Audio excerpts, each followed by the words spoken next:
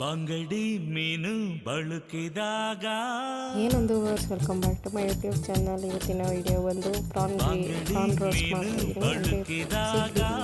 Dry roast ಮಾಡ್ತಾಯಿದ್ದೀನಿ. So ಇದು 10 minutes ಮಾಡೋದು. ಮ್ಯಾಗಿಗಿನ ತುಂಬ ಸುಲಭ ಮಾಡೋದು. ಸಿಗಡಿ ತಂದು ಅದನ್ನು ವಾಶ್ ಮಾಡಿಕೊಂಡು ಎಣ್ಣೆ ಬೆಳ್ಳುಳ್ಳಿ ಮತ್ತು ಕರಿಬೇವನ್ನ ಹಾಕ್ಕೊಂಡು ಮತ್ತು ಸಿಗಡಿನ ಹಾಕೊಂಡು ಚೆನ್ನಾಗಿ ಸ್ವಲ್ಪ ಫ್ರೈ ಮಾಡ್ಕೋಬೇಕು. ನಾನು ಎಣ್ಣೆ ಬೆಳ್ಳುಳ್ಳಿ ಮತ್ತು ಕರಿಬೇವು ಕ್ಲಿಪ್ಪು ಎಲ್ಲ ಹೋಗ್ಬಿಟ್ಟೈತೆ. ನಾನು ವೀಡಿಯೋ ಮಾಡೋದೇ ಮರೆತು ಆಮೇಲೆ ಉಪ್ಪಕ್ಕೆ ಹೋಗಬೇಕು. ಸೊ ಅದು ನೀಟಾಗಿ ಡ್ರೈ ರೋಸ್ಟ್ ಆಗಿ ಒಂದು ಒಳ್ಳೆ ಫ್ಲೇವರ್ ಕೊಡುತ್ತೆ.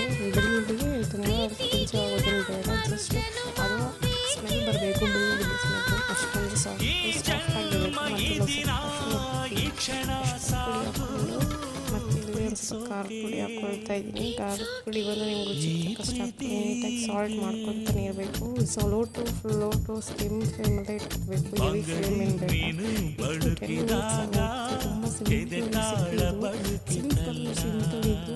ನಿಮಗೆ ಎಫರ್ಟ್ಲೆಸ್ ಆಗಿ ಮಾಡಬೇಕು ಅನ್ನೋದಾದರೆ ಈ ರೆಸಿಪಿನ ಟ್ರೈ ಮಾಡಿ. ತುಂಬ ಚೆನ್ನಾಗಿರುತ್ತೆ. ವಿತಿನ್ 10 ಮಿನಿಟ್ಸಲ್ಲೇ ರೆಡಿ ಆಗೋಗುತ್ತೆ. ಮ್ಯಾಗಿಗೆಲ್ಲ ಕ್ವಿಕ್ ಆಗುತ್ತೆ.